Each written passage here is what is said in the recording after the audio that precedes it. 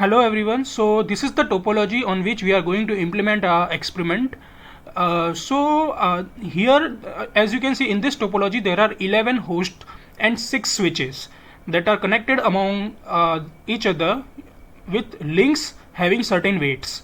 Okay, so let me explain you the naming convention of this hosts.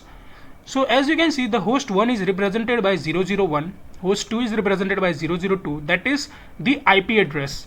Okay, that means 10.0.0.1, 10.0.0.2, like this. All the hosts are represented by 0.0.1, 2, 3, like this. Similarly, the switches are also represented by this naming convention, like 101, 103, 102, like this. Okay, and these switches are represented by a square and the hosts are represented by a circle, and these are connected among themselves by links. And as you can see, there are certain numbers written on links. These are the cost of the links. That means for traveling from 102 to 103, the cost is 12, like this. So we have to actually calculate the shortest path that consumes very less cost using the Dijkstra algorithm in this particular topology. Furthermore, as you can see that the switches are surrounded by certain numbers like 1, 2, 3, 4, 5, 6. These are nothing but the ports of the switches. That means the Ethernet of the switches. These switches are used to throw out the packet. Like suppose the packet is coming from 003 and it is needed to send it to 007 along the path that is going through 103. So the packet needs to send out from 102 via the fourth port, that is Ethernet 4, and these entries will be presented in the flow table entries that I will show you later on. Okay, so before implementing, let me tell you that we are going to ping two types of path. Okay, like pinging from 003 to 007. So we will check like what path is calculated according to Dijkstra algorithm and how the packet travels in this topology. Similarly, we are going to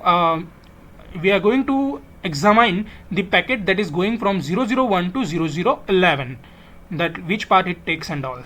Okay, so let's start. Before starting, I'm going to tell you that in one terminal window, we are going to run the controller script. Okay, we are going to run the controller script, and for that I have created the shell file. I'll show you the shell file. The shell file is like this, as you can see. Okay, so the POX, we are using the POX controller, so the script of POX will be presented. The controller script that we have written, controller to run the Dijkstra algorithm, and every logic is present in that. Another thing we are using is the POX OpenFlow discovery. This POX OpenFlow discovery is used to detect the links and present the information of the links that are actually connected in the topology. Another thing, I will show you this during the demo. Another thing that we are using is samples.prettylog. This is nothing but this just beautifies the console text and all, so that it becomes easy to visualize on a console screen. So our first task is to analyze and determine the number of switches that are presented, number of switches, hosts and links that are presented in the topology. So running the controller script, we will get all the information of the host switches that are present in the topology, like this, adding the switch, like you can see 101, 102, 10. There are 6 switches, as I told. Similarly, there are 11 hosts. Okay, so all the host information will be collected by the controller script. Okay, like IP address of the host, MAC address of the host, and DPID. DPID is the data path identification. Okay, so let's start the Mininet. Mininet will generate the host and links and virtual environment where we can test our experiment. Okay, like see, as you can see, all the host, adding switch, adding host, all the host and everything is added. Okay, adding links.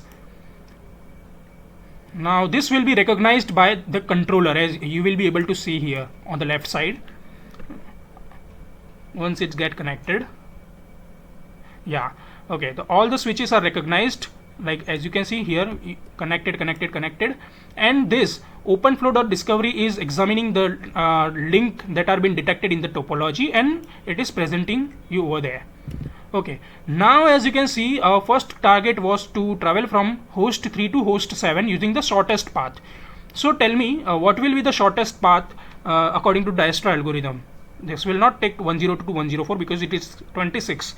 So lesser cost will be on 102 to 103 and 103 to 105, and further 105 to 104. So let's check what our algorithm implementation says. Okay, here it says that if the packet is going from source 003 to 007 destination, okay, so we need to see the updated MAC table for that in controller. Okay, so 003 is connected to let's see, 00 is connected to 65538, and 65538 is actually represented by the switch number 102.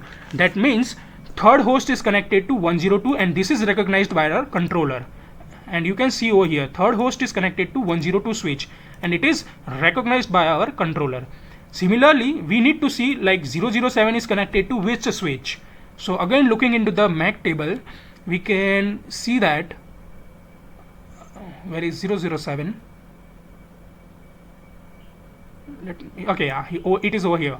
As you can see that 65540 is the DPID, and 65540 is represented by switch number 104. Okay, so as you can see over here, like H7 is connected to 104 switch. So like this it works.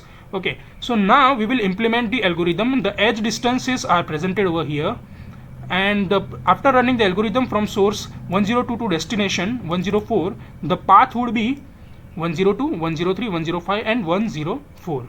So as expected, we are getting the path information. Okay, so after getting, that means that we are running the Dijkstra algorithm successfully. Okay, from the shortest path we are taking the shortest path, but along with running the shortest path algorithm, we need to add all those entries in the flow table entries of every switch that comes on the way. Okay, so first of all, for node 102 we are adding a data flow entry.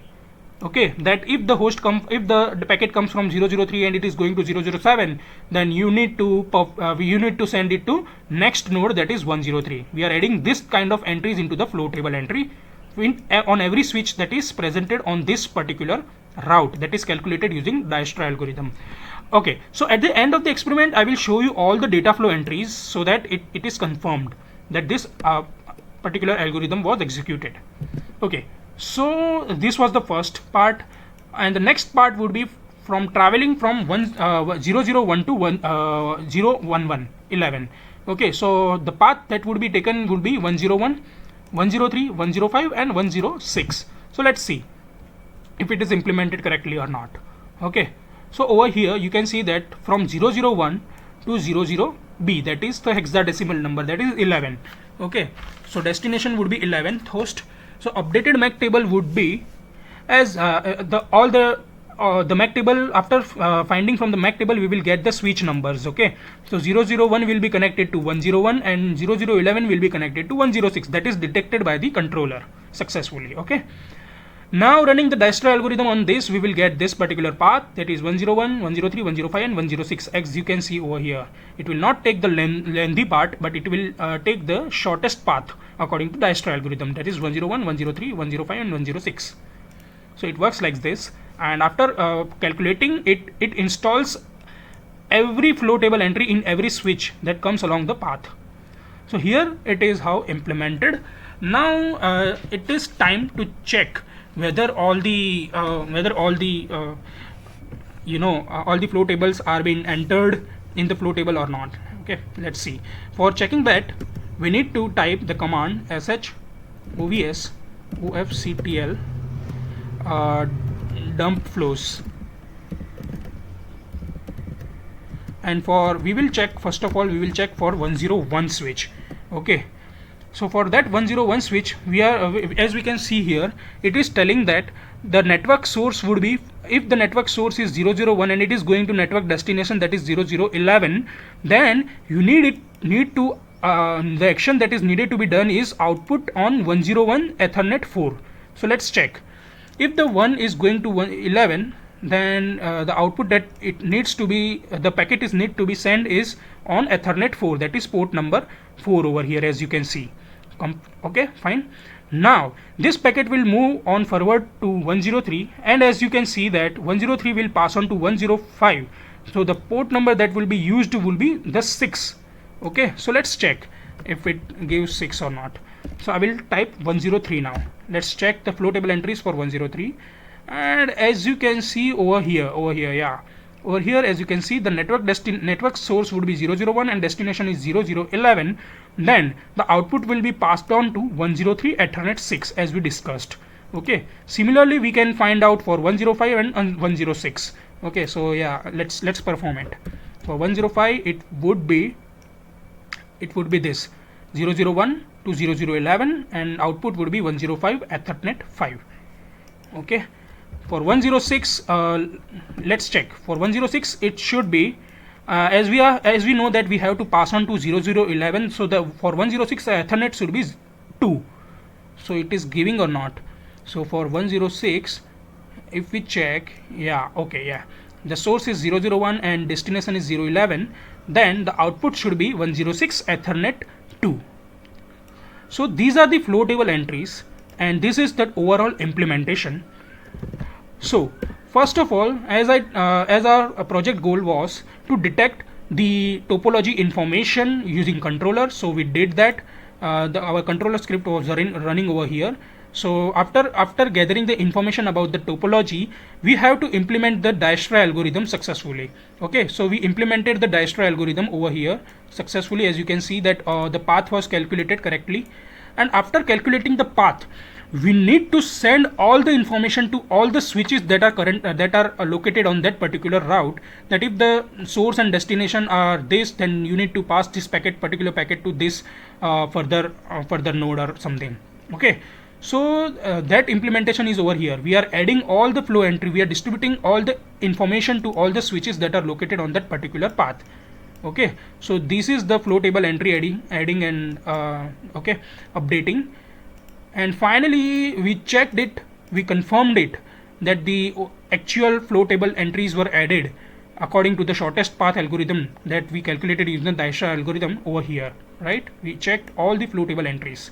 So this was our implementation of the project, and we have calculated it, and we have made output file in HTML so that we can clearly visualize the output, the Dijkstra algorithm and all. So we have generated a HTML file that shows the output. So yeah, this was our project. Thank you everyone, thank you so much.